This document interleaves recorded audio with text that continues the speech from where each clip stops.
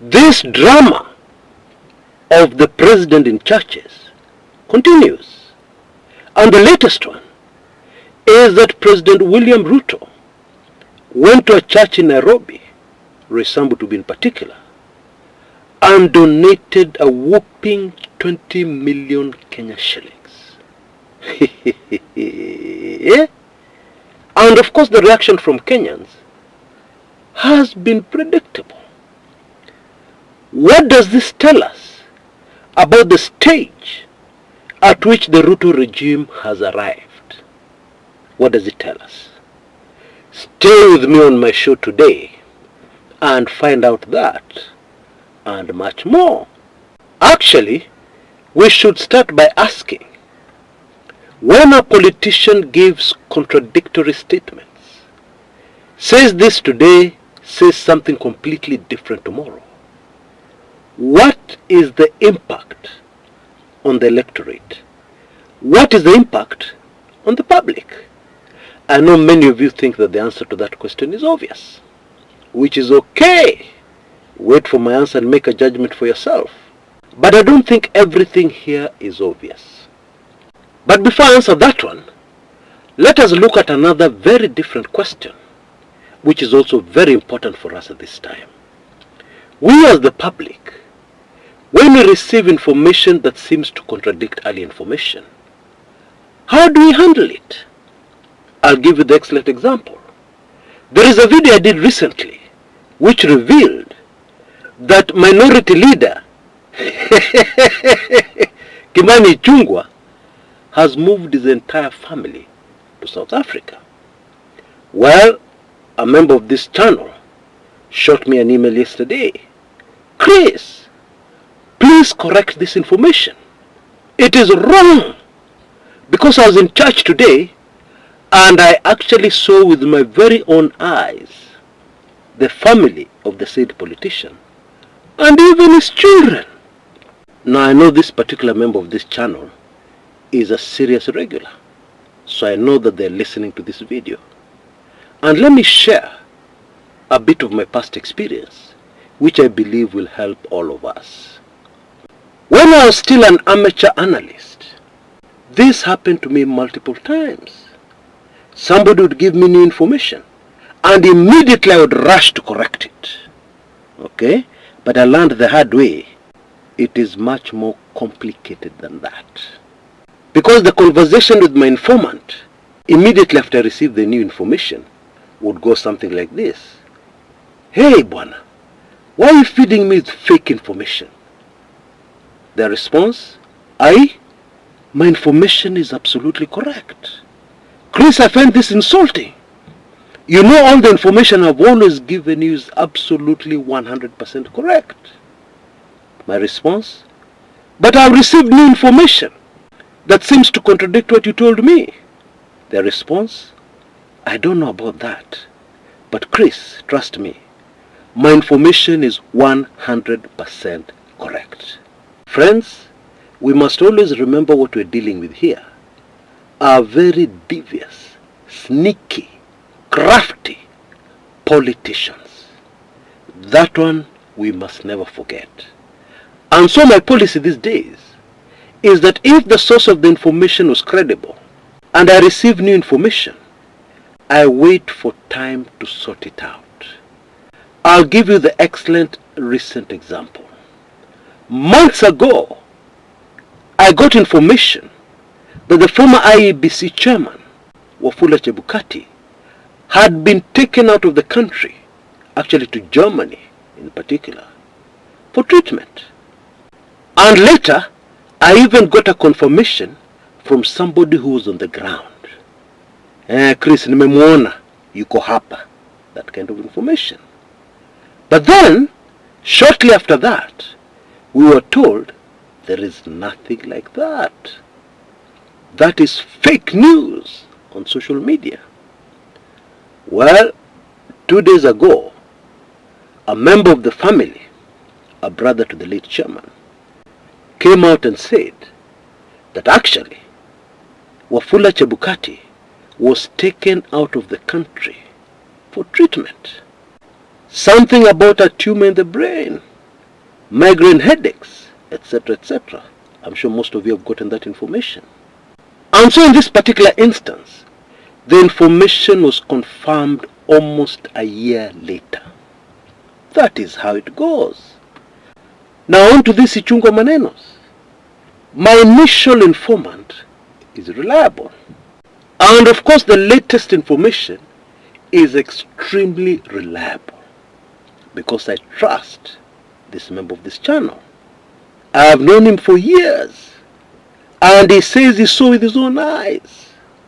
So who is correct and who is wrong? Let us look at a few scenarios. I'm not saying this is what has happened, but let us look at a few scenarios. Let us use our imagination. Imagine you are an advisor to the UDA government, and then it leaks out that one of the bigwigs in the party has moved their family to South Africa. How would you react? If it was me, I would be alarmed, because the message being sent out to the public is that this government is so scared, it's running scared, that already arrangements are being made for bigwigs and their families outside the country. That would be very alarming information. And so, what would be the options on the table? Well, one option is to find a way to kill that rumor as quickly as possible, to prove it incorrect. Now, how do you do that? Well, one method, because the last time I checked, flights from South Africa to Nairobi are still available.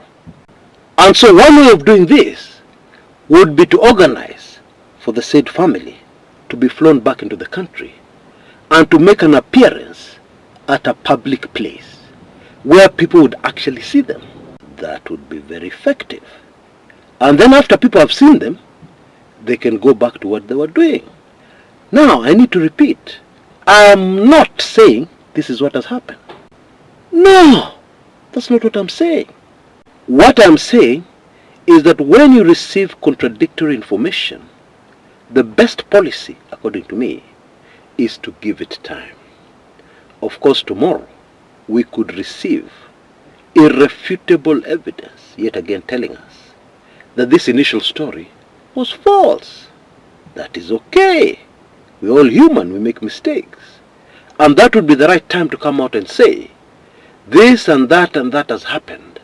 And all these things put together prove that what we said initially was not true. That is the way to handle it. That is the way I've been handling it.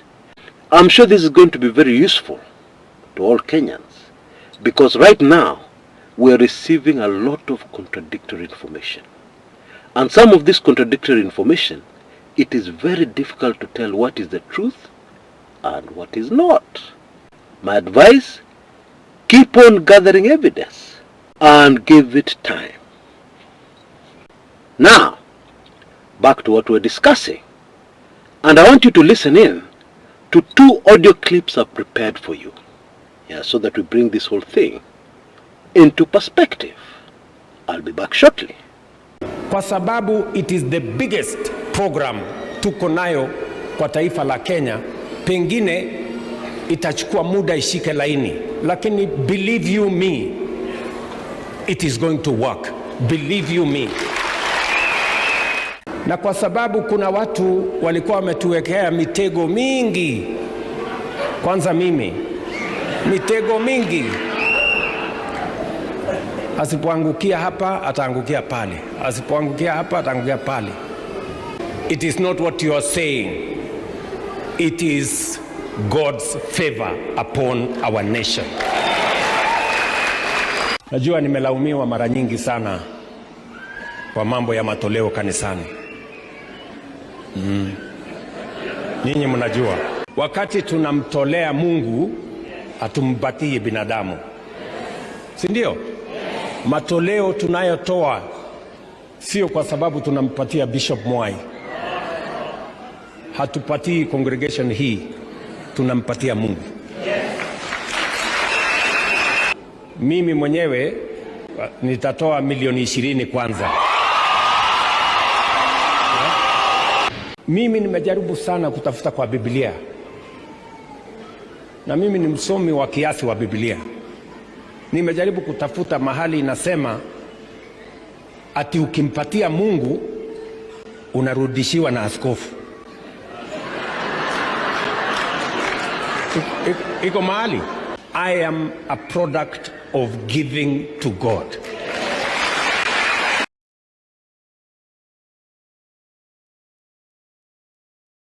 No state officer or public servant shall participate in public contributions or harambee going forward. In politics, it is extremely important that when you have decided what your message is, you are consistent in passing on that message. That message appears on your speeches. You repeat it over and over again in passing until everybody knows that that is what you said and that is what you must mean. Okay?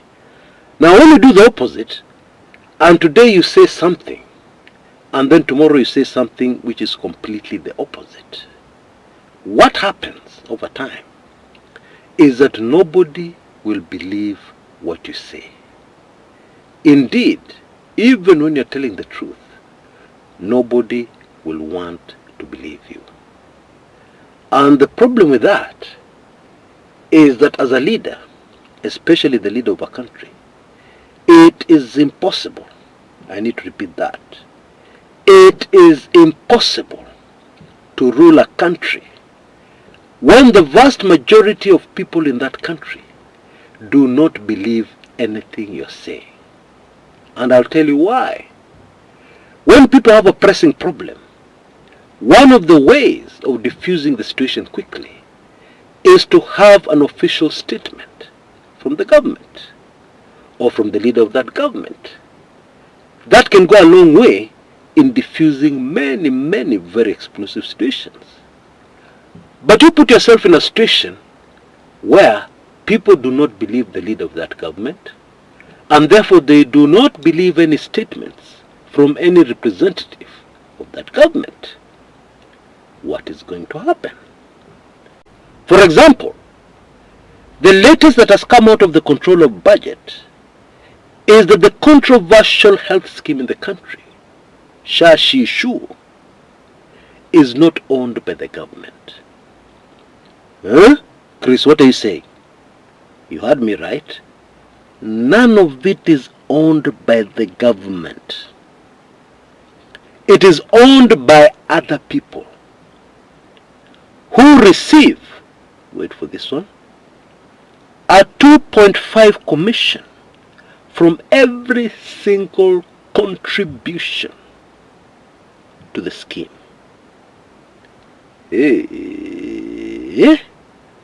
Now you know this is very serious, because health touches the entire nation. Because health is a matter of life and death.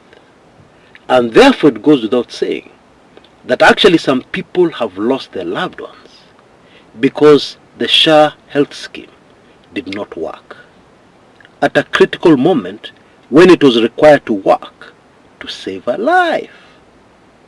Okay? And so this is a very emotive subject. This is a very emotive topic.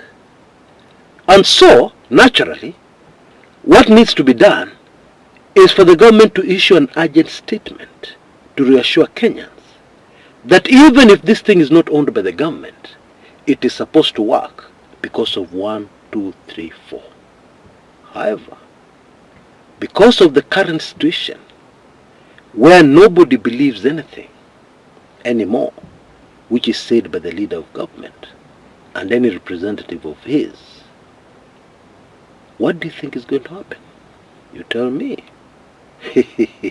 What do you think is going to happen? Nobody is going to believe a single word. Whether truth or fiction, it doesn't matter. Whether it is the gospel truth, it doesn't matter. They will not believe anything that comes out of this government. And what is that going to do? that is going to escalate the crisis. Oh God, have mercy on the nation called Kenya. Now, very quickly before I go, in case you missed out on my latest special report, there is a small window of opportunity. Yeah, I know it was the weekend, people had many things, others were traveling. You have a small window of opportunity, yeah, to get this valuable special report, which will give you unbelievable details of what is really going on deep inside the Ruto regime. Now you can see details on your screens right now. For only Kenya shillings 1,999 pub, you can have it in your inbox.